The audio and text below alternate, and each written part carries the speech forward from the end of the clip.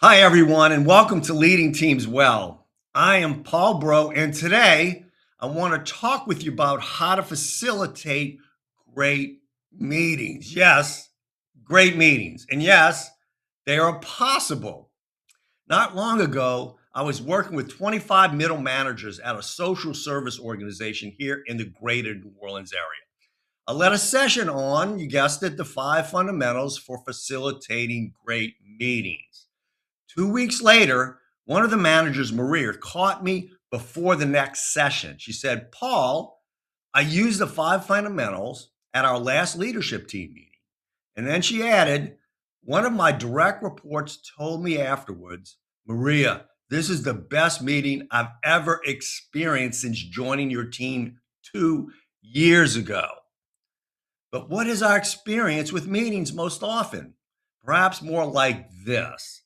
Meetings are where minutes are kept and hours are lost. You got to love that. Or my personal favorite, we met for an hour and decided nothing. So we scheduled another meeting. Meetings are often, most often, a waste of time. Not because meetings are bad, but because leaders who lead meetings, first of all, don't know when not to have a meeting.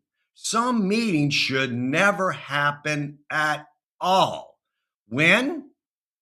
When you could just share information via an email or a memo or provide a status update. Don't meet. Furthermore, and you should probably know this, and you do, I suspect, leaders tell me meetings take up more than half of their work week.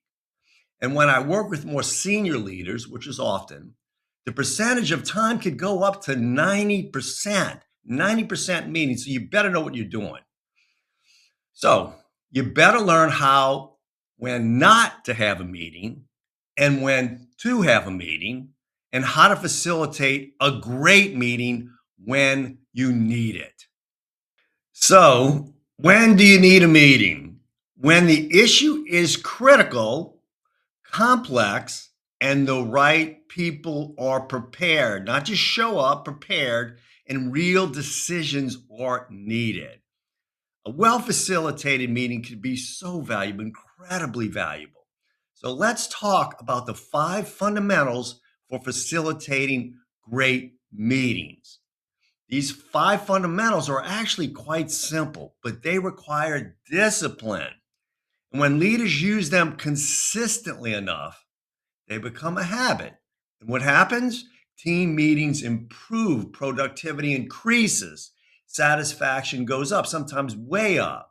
And then you can hit that joy quota, the time when people laugh and play. It's beautiful, but it takes work. And five fundamentals are part of what makes that work. If you find this helpful, go ahead and hit the subscription button and bell. That way, you get practical insights each time I share a new video on building the kind of team that gets you the results you truly want. At the conclusion of this video, I'll share a meeting evaluation tool. So please stay tuned. In my last video, how to set up your team for success, I walked you through how to build a strong team charter. Very important. That's how you set up your team well.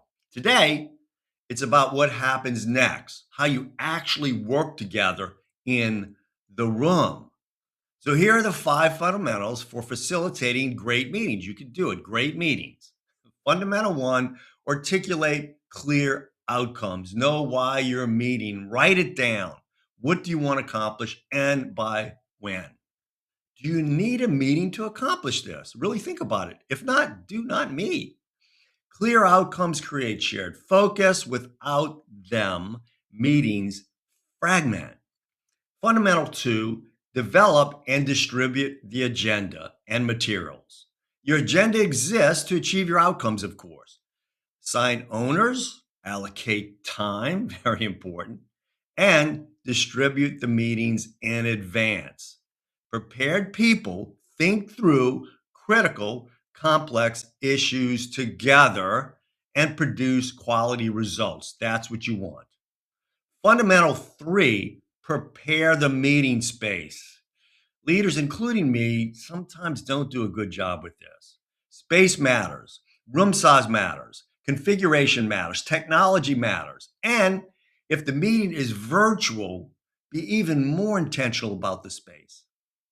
When the space works, people engage. Fundamental for conduct a meeting and summarize agreements. Use three simple roles: a facilitator, a recorder who is different than the facilitator, a timekeeper who is different than the first two roles.